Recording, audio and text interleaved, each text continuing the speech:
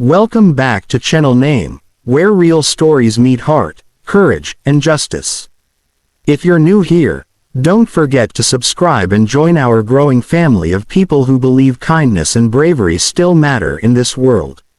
Now, sit back and listen carefully, because today's story will touch your heart and remind you that heroes can come from the most unexpected places. It was a quiet afternoon in the small industrial town of Riverdale. The air smelled faintly of metal and oil from the old factories lining the edge of town. The people here were hard-working, though most of them struggled to make ends meet. Among them was a young mother named Maria and her 6-year-old son, Tommy. Maria worked tirelessly at a local textile factory, her hands rough and calloused from years of stitching clothes for others. Tommy, with his wide innocent eyes and a heart full of dreams, was her entire world. Though they didn't have much, they had each other, and that was enough. Tommy's favorite possession was a small wooden toy truck, carved by his late father before he passed away in an accident at the same factory where Maria now worked. Every night, Tommy would keep the truck beside his bed, whispering stories about how one day, he'd have a real truck and take his mom far away from all their worries. One sunny afternoon, Maria got off work early. She decided to take Tommy to the nearby park, a rare treat for both of them. The park wasn't fancy, just a patch of green with a few benches and an old swing set, but to Tommy, it was paradise. He played, laughed, and ran in circles with his toy truck in hand, while Maria watched with a gentle smile. As they enjoyed the day, a group of factory supervisors happened to be passing by. These men were known for their arrogance and cruelty. They treated the workers like dirt and ruled with intimidation. Among them was Greg, the head supervisor, a tall, broad man with a smirk that could chill your spine. When Greg saw Maria sitting there, he sneered. "Well, if it isn't the little seamstress," he said. "Didn't know the factory paid you enough to take days off." His friends laughed. Maria stood up, holding Tommy close. "It's my day off, sir. Please, we're just here to spend some time together." Greg stepped closer, looking at the small wooden truck in Tommy's hand. "Nice toy. Did you make that at the factory too?" Tommy didn't understand the sarcasm. He just smiled proudly. "No, sir. My daddy made it for me. He worked at the factory too." Something about the boy's innocent tone irritated Greg. He snatched the toy from Tommy's hand, turning it over carelessly. "Well, let's see what kind of craftsmanship your daddy had." And before Maria could react, Greg tossed the toy to the ground and crushed it under his boot. The sharp crack of breaking wood filled the air.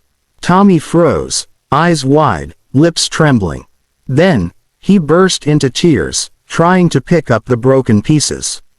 Maria's heart shattered seeing her son's pain. "How could you?" she cried. "That was his father's gift." Greg only laughed. "Maybe next time, you'll teach your kid some respect. You workers should know your place." When Maria stepped forward to shield Tommy, one of Greg's men pushed her hard. She stumbled and fell onto the ground. The world seemed to stop for a moment. The boy's cries grew louder. "You hit my mom," Tommy screamed. "You broke my toy and hit my mom." The supervisors walked away laughing, leaving the mother and son on the dirt path. But what they didn't notice was that they weren't alone. A group of bikers had been sitting at a nearby diner, watching everything unfold through the dusty windows. They were part of a local biker group known as the Iron Brothers. To most people, they looked intimidating: leather jackets, roaring engines, and tattooed arms, but behind the rough exterior, these men had golden hearts. They were veterans, mechanics, and ex-workers who had seen too much injustice in their lives. Their leader, a man called Duke, stood up slowly, his jaw tightening as he watched Maria struggle to lift her son. "They broke that kid's toy," one of the bikers said softly.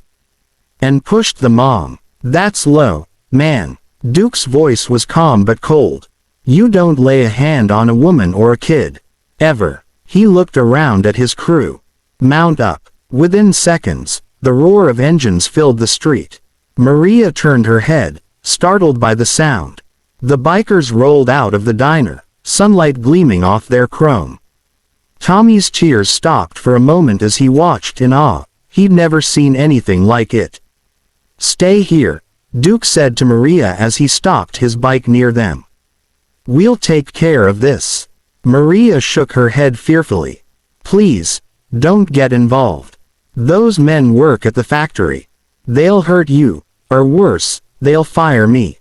Duke looked at her with a reassuring smile. "Ma'am, some things are worth standing up for. You just rest easy." Then the bikers turned their bikes toward the direction the supervisors had gone, toward the factory.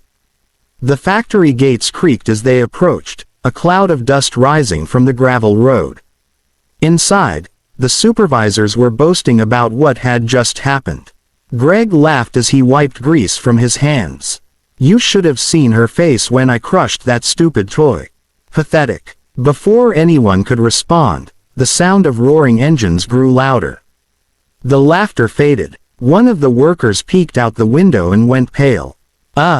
Greg, you might want to see this." Greg frowned and stepped outside. His smirk disappeared instantly. A dozen bikes lined up outside the factory gate, engines rumbling like thunder. Duke dismounted his bike slowly, walking forward with steady steps. "You Greg?" he asked, his voice deep and firm. "Who's asking?" Greg shot back, trying to sound confident. "Name's Duke," the biker replied. "I was at the diner. I saw what you did to that woman and her kid." Greg scoffed. "You got a problem with that, biker boy. That's none of your business." Duke's eyes darkened. "It became my business when you hurt them." The other bikers closed in, forming a circle. The factory workers began gathering around, whispering. They'd always hated the supervisors but never had the courage to speak up.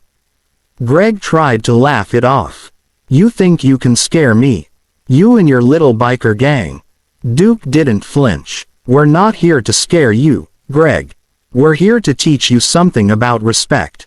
He nodded, and one of his men stepped forward, holding Tommy's broken toy. The bikers had picked it up from the park. "Recognize this?" Duke asked, holding the shattered pieces in front of Greg. Greg's smirk faded. "This toy meant something to that kid," Duke said. "His father made it for him. A man who worked here, in this factory.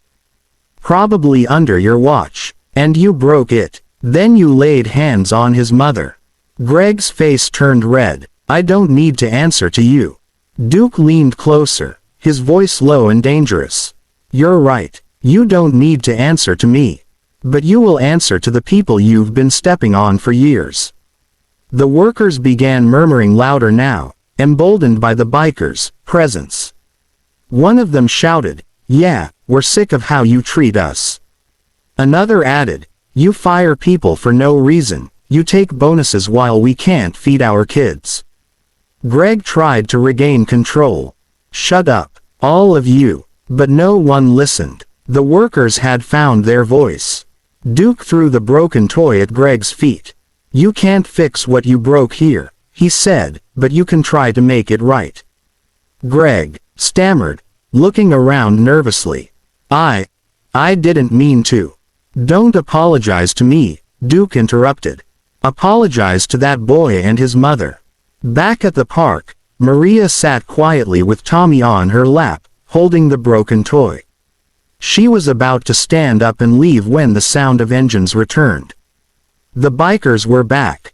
Duke got off his bike and approached her gently.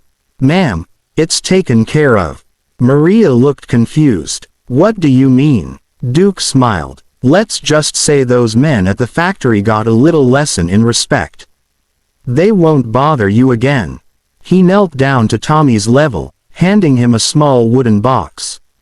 "We tried to fix your toy, buddy, but it was too broken. So, we made you something new." Tommy opened the box, his eyes lighting up. Inside was a beautifully carved wooden motorcycle, painted black with silver details.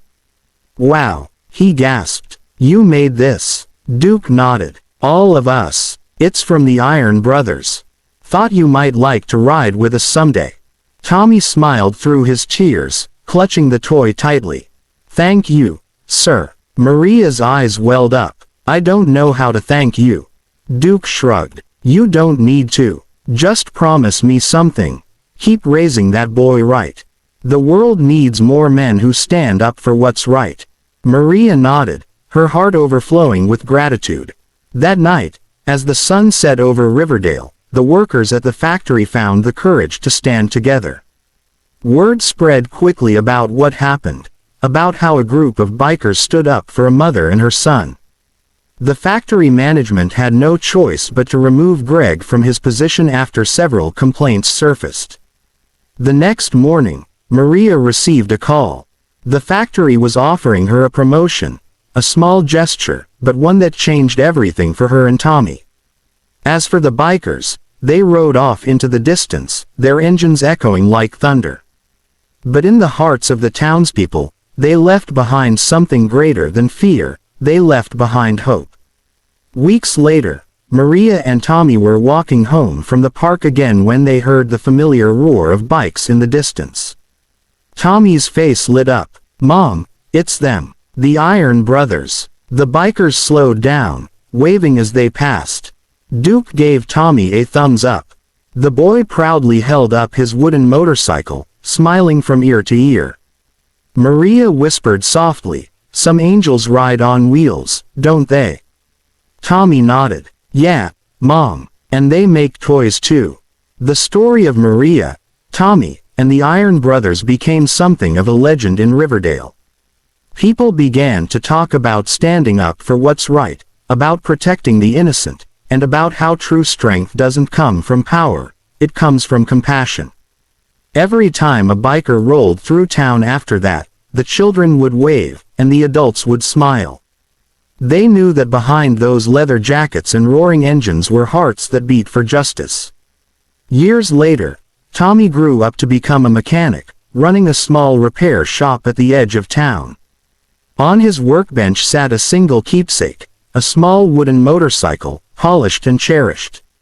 When customers asked about it, he'd smile and say, "That's from the day I learned that real heroes don't wear capes.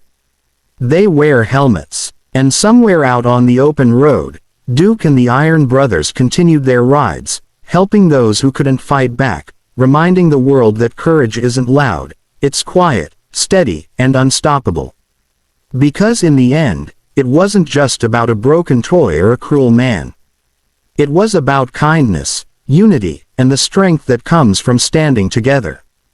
And that, my friends, is the story of how a little boy's tears turned into a movement of courage, led by a pack of bikers who refused to let injustice ride free.